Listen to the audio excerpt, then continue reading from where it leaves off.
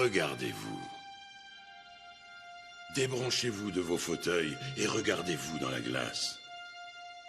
Regardez-vous tel que Dieu vous a créé. Nous ne sommes pas faits pour vivre par l'intermédiaire d'une machine. Et ça, on a eu presque la chance, j'ai envie de dire, que ça nous arrive, parce que c'est aussi une expérience qui est enrichissante.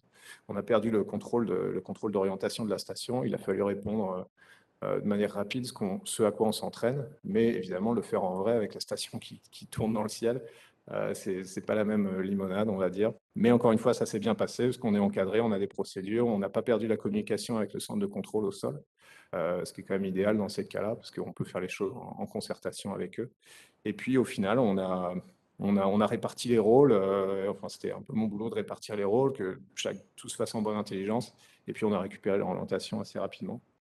La Russie a mis en danger plusieurs astronautes de la Station spatiale internationale. C'est ce qu'affirment les États-Unis ce mardi.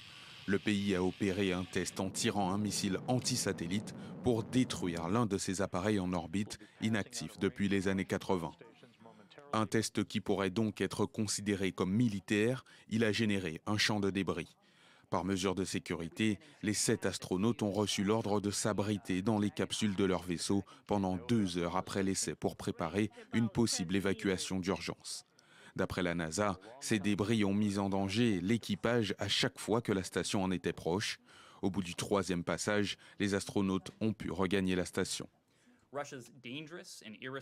Le comportement irresponsable et dangereux de la Russie menace la pérennité des opérations dans l'espace et démontre clairement que le message selon lequel la Russie s'oppose au développement de l'armement spatial est hypocrite. Les États-Unis travailleront à une réponse contre cet acte irresponsable avec leurs alliés.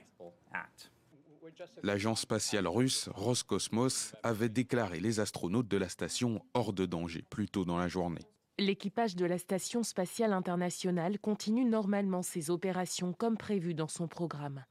L'orbite de l'objet qui a forcé l'équipage aujourd'hui à se rendre dans le vaisseau, selon les procédures standards, s'est éloignée de l'orbite de la station. La station est hors de danger.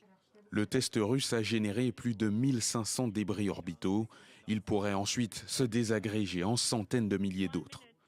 Parmi ces débris, certains se désintégreront en entrant dans l'atmosphère, mais d'autres pourraient rester en orbite autour de la Terre pendant 10 ans au moins. Grâce à ce système de satellite, nous pouvons contrôler le climat.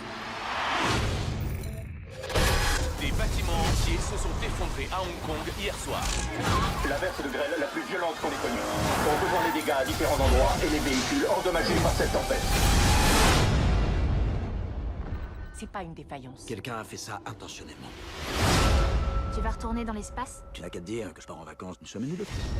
En vacances à 400 km de la Terre, où il fait moins 270 degrés. Bonjour les vacances. Mais tu marques un point. Nous avons construit un réseau de satellites pour arrêter les catastrophes naturelles.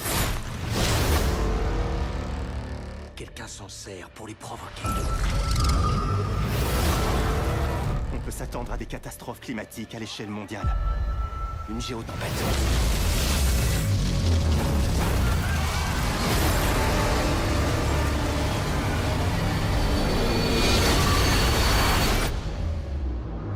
C'est pire que ce qu'on imaginait. Ouais, y a pas le moindre doute. Quelqu'un se sert du réseau comme d'une arme. Ils veulent changer la carte du monde.